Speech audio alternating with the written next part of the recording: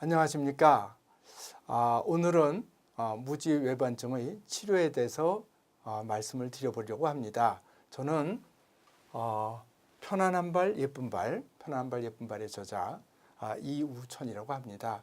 이 책은 한 10여 년 전에 일반인을 위해서 저술한 바가 있고, 오늘은 이 책에 그런 나와 있는 그러한 체제대로 환자의 질문과 답변을 적어놓은 것을 먼저 한두 개 보여드리고, 그 다음에 치료에 대해서 또 설명을 드리고, 또 환자분들의 질문 답변을 설명을 드리는 그런 식으로 진행을 하도록 하겠습니다. 저는 그 일반인들을 위해서 아까 말씀드렸듯이 편안한 발 예쁜 발이라는 책을 썼고요. 족부 전문 의사를 대상으로 하여 이와 같은 전문적인 서적을 저술한 바가 있습니다. 이런 것들이 다 오늘 말씀드리는 배경이 되겠습니다. 어느 분이 이런 질문을 했습니다. 수술하지 않고 덜 나오게 하는 방법이 있나요? 이런 질문을 했어요. 그러니까 수술하지 않고 덜 나온다. 덜 나온다는 것이 무죄반증 이렇게 이 변형이 된 것이 덜 나오게 할 수 있느냐, 이런 질문이 되겠습니다. 이분 따님이 여자죠, 그죠? 여자 따님이 중3인데 발이 저하고 같이 튀어나와서 아프고 보기도 싫다고. 보기도 싫다. 중3이기 때문에 여자아이들이 보기 싫다는 것을 상당히 마음에 걸려하는 경우가 많습니다. 엄마도 변형이 있고 저처럼 애도 닮아서 그렇다, 그런 얘기죠. 그래서 수술은 아직 힘든 것 같고, 아직 힘든 것 같다는 것은 얘가 나이가 어려서 수술하기는 아직 어리지 않느냐, 이런 걸 물어보시는 것 같고요. 그래서 다른 방법으로 수술하지 않고 덜 나오게 하는 방법이 있을까요? 이런 질문을 해주셨습니다. 그래서 수술하지 않고 할 수 있는 것은 발가락의 근육 운동이죠. 발가락 근육 운동. 엄지발가락을 굽히고 펴고 움직이고 벌리고 오므리고 이런 운동을 해볼 수 있겠습니다. 그러면 아무래도 발가락이 이렇게 휘어지는 것을 이런 쪽으로 자꾸 벌리는 운동을 하면은 요 근육이 튼튼해지기 때문에, 여기 있는 근육이 튼튼해서 그 근육이 이렇게 잡아주면 좀 낫지 않겠느냐. 이제 그렇게 해서 이러한 근육 운동을 해볼 수 있겠습니다. 그런데 실상은 어느 정도, 이거는 이제 아주 초기에 효과적인 방법이고요. 어느 정도 변형이 진행이 되면 이런 근육이, 이 무지외반증이 이렇게 있는 분들은 이걸 잘 못합니다. 보통 사람은 발가락 움직여보세요. 그러면 손가락처럼 이렇게 잘 벌리는 분이 있지만, 무지외반증이 심한 분들은 이렇게 잘 되지 않습니다. 그래서 초기에 효과적인 방법이라고 생각합니다. 다음에는 교정용 깔창을 해볼 필요가 있다. 지금 그런 얘기를 적어놨습니다. 그래서 깔창을 하는 것도 변형을 감소시키는 한 가지 방도가 되겠습니다. 다음에는 보조기가 있는데요. 이 발가락에 걸어가지고 엄지발가락을 이렇게 피는 거죠, 강제로. 그런 게 있는데 그 보조기를 만약에 계속 할 수 있다. 그러면은 그거를 효과를 기대해 볼 수 있을 것도 같습니다.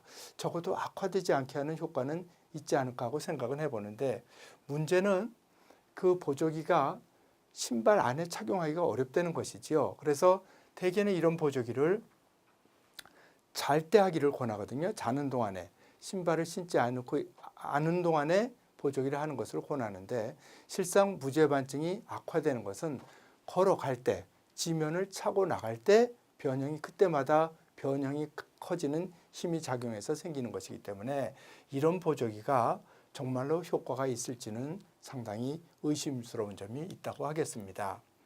그래서 교정 깔창은 심한 변형에는 효과가 별로 없지 않을까.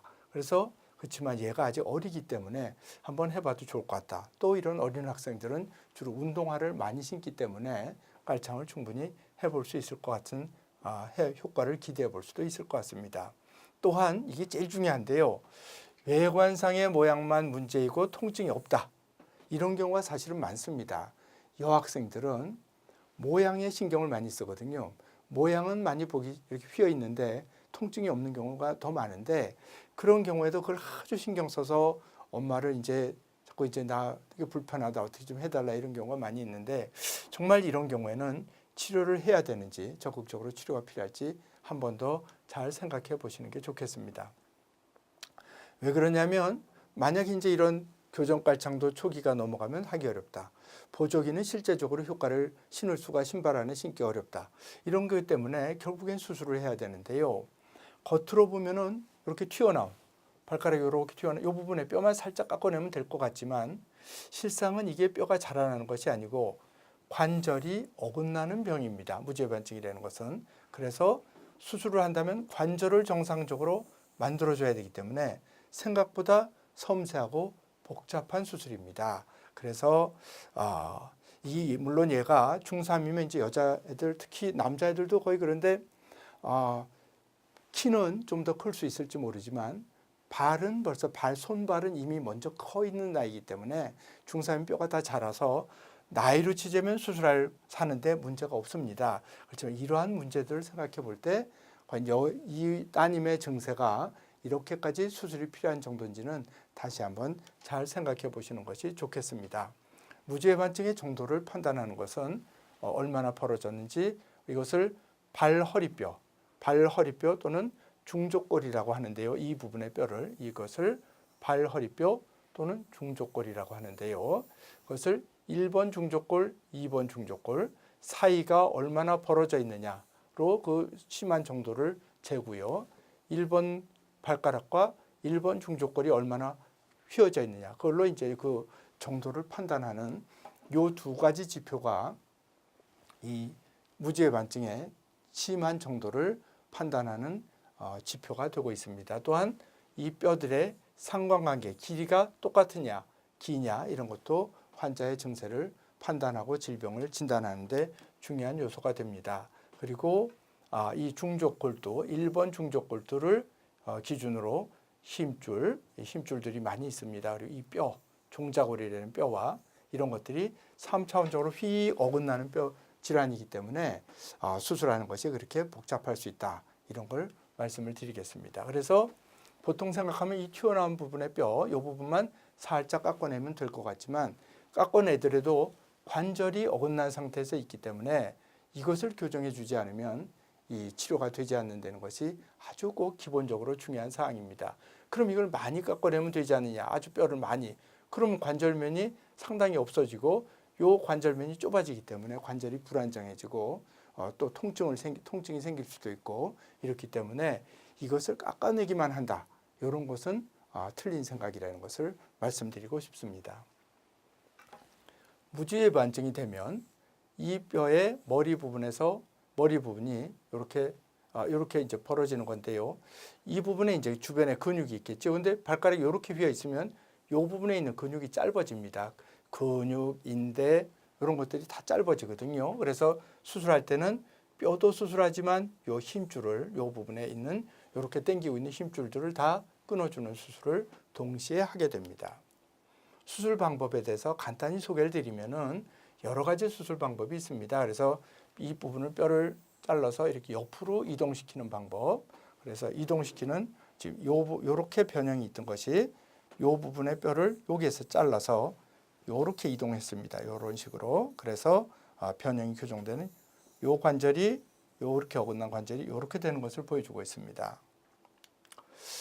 또 이런 수술 방법이 이거 수술 방법이 100가지가 넘습니다. 수술 방법이 100가지가 넘는다는 것은 수술에 따르는 문제가 그만큼 있을 수 있기 때문에 요 수술 방법으로 수술하면 요런 장점이 있지만 요런 문제가 있을 수 있고 또 다른 이런 방법으로 수술할 때는 이런 장점이 있지만 이런 문제가 생길 수 있다. 이런 이유로 여러 가지 수술 방법이 생기는 것이기 때문에 그것은 다시 말해서 수술이 그렇게 쉽지 않다, 복잡하다 이런 의미가 되겠고 그 중에 한 가지로 아까 보여드린 그렇게 수술하는 방법도 있고 이렇게 옆으로 끊어서 옆으로 이렇게 이동시키는 방법도 있습니다. 약간 짧아지기도 하고 변형도 교정하고 그런 방법이 또 있을 수 있고 또 이와 같이 좀 더 복잡한 모양이죠. 이렇게 아까는 이렇게 단순하게 이렇게 끊는다든지 이런 식으로 끊는 거를 이렇게 끊어서 수술하면 조금 더 복잡한 방법이 되겠고 이와 같은 변형을 뼈가 이렇게 옆으로 이동하니까 이 부분이 이렇게 가니까 복잡하게 끊어서 보면 여기에 있던 뼈가 여기에 이렇게 있던 뼈가 여기로 이렇게 이동한 것이 보여주고 있습니다. 이렇게. 그러니까 요 뼈가 이렇게 이동하는 방법. 이렇게 이제 이런 것은 이름은 스카프 절골술이라고 하는데 아까 그것과 이런 방법들도 있을 수 있습니다. 또한 아까는 처음에는 여기서 수술하는 방법, 여기서 또 이 부분에서 수술하는 방법, 또 더 위에서는 이 부분에서 수술하는 방법.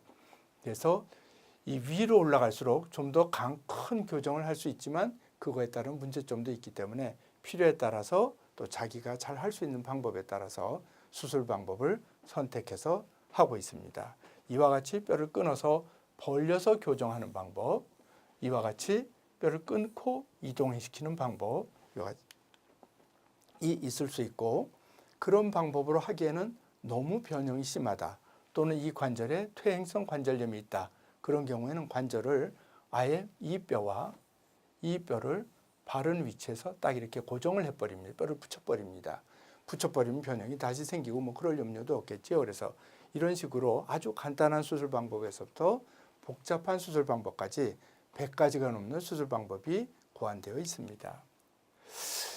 수술을 했는데 제일 이제 수술을 할 때 누구나 이 수술에서 무슨 문제가 생길 수 있느냐, 합병증이 어떤 게 있을 수 있느냐, 이런 걸 제일 궁금해 하는데요.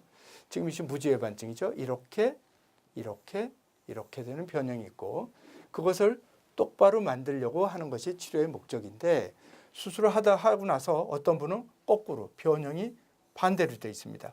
원래 이렇게 되어 있던 변형이, 그죠? 이렇게 하려고 했는데 이렇게 되는 거죠. 그래서 그것을 무지외반증, 엄지가 새끼발가락 쪽으로 휘는 게 아니라 엄지가 반대로 벌어지는, 그래서 이런 병을 만들 수가 있습니다. 만약에 수술해서 문제가 생길 수 있다 그러면 이것이 제일 큰 문제가 되겠습니다.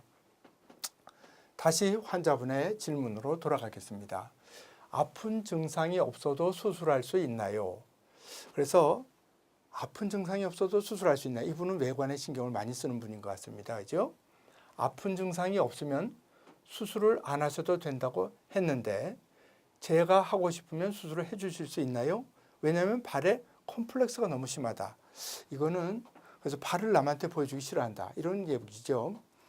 제가 여태까지 본 환자분 중에서 심지어 60살이 넘었는데도 여태까지 자기 자식들한테도 자기 발을 잘 안 보여주려는 그런 분도 있었습니다. 그래서 여성분들이, 특히 여자분들인 경우에는 이러한 그 어떤 마음의 문제, 이런 것도 중요하지 않다고 할 수는 없는데, 그렇다 그래서 증상이 없는데 이제 무슨 성형수술하듯이 수술하는 것은 그렇게 권할 만한 일은 아닌 것 같습니다.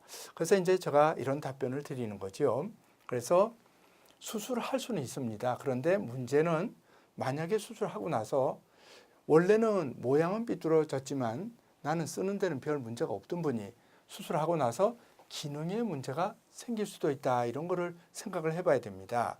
관절을 째고 수술하기 때문에 관절, 인대 등에 흉터가 생기죠. 수술하면 흉터가 생기죠.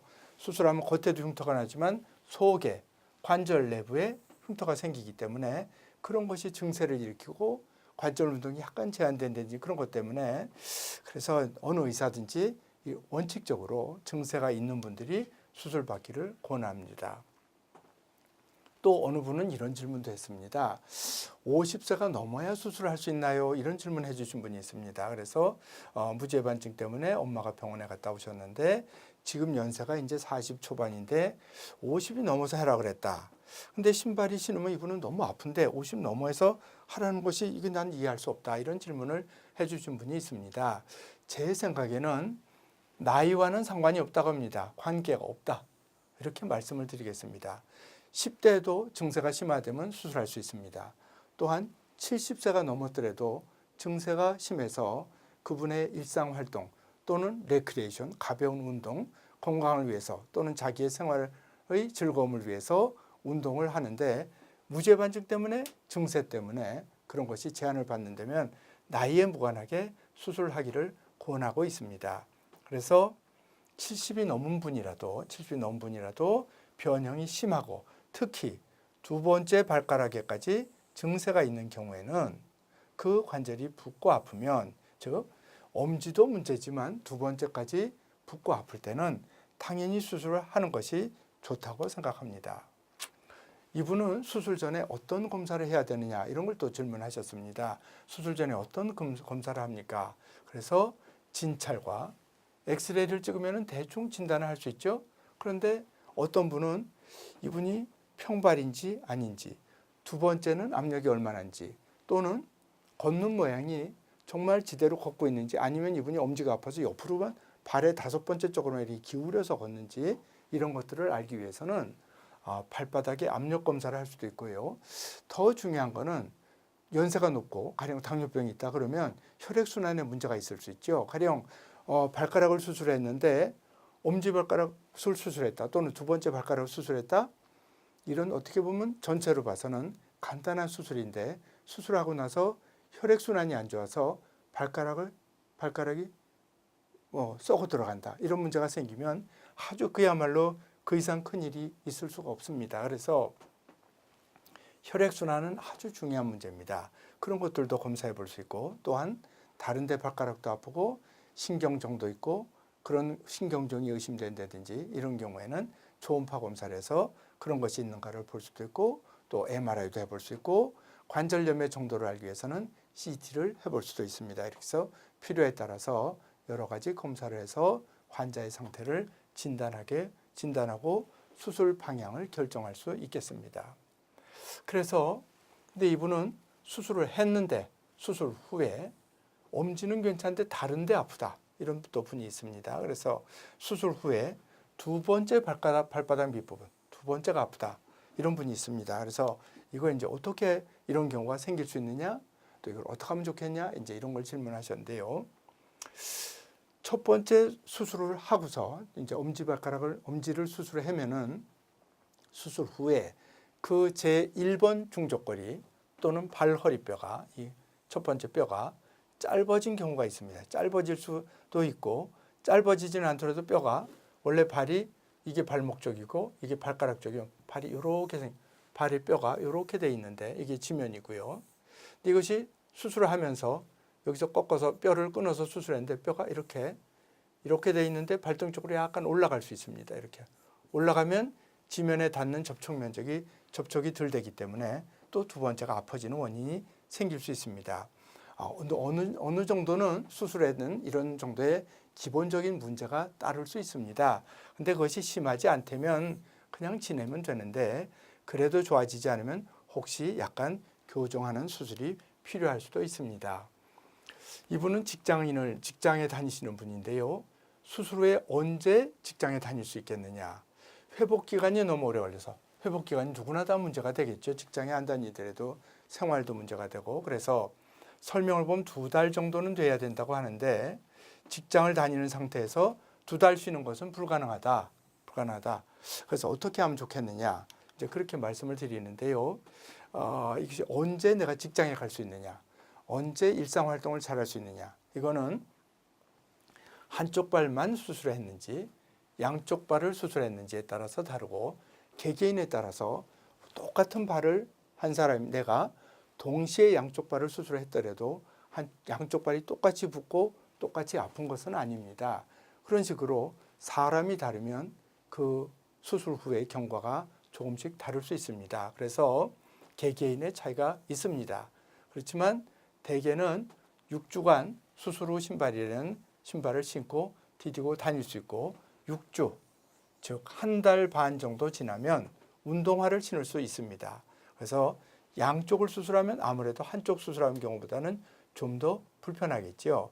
그리고 한쪽 발을 수술한 경우에는 2, 3일 정도 지나면 간단한 집안일을 할 수 있습니다. 물론 양쪽을 수술하더라도 처음부터 화장실도 다닐 수 있고 자기 세면을 한다든지 이런 정도의 활동을 할 수 있기 때문에 양쪽을 수술하지만 한쪽보다는 양쪽이 아무래도 조금씩 더 회복이 느리다고 볼 수 있습니다.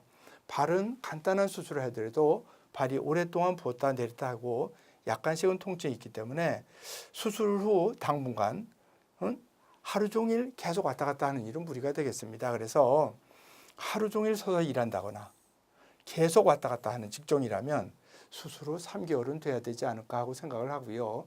앉아서 하는 일을 하는 분이라 그러면 빠르면 1, 2주일 후에, 수술 후 1주나 2주 지난 후에라도 직장 생활에 복귀할 수도 있습니다.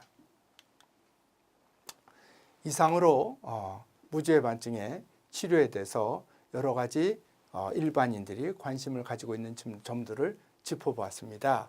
그래서 여러분 모두가 편안하고 예쁜 두 발로 100세까지 건강하게 잘 지낼 수 있기를 기원합니다. 감사합니다.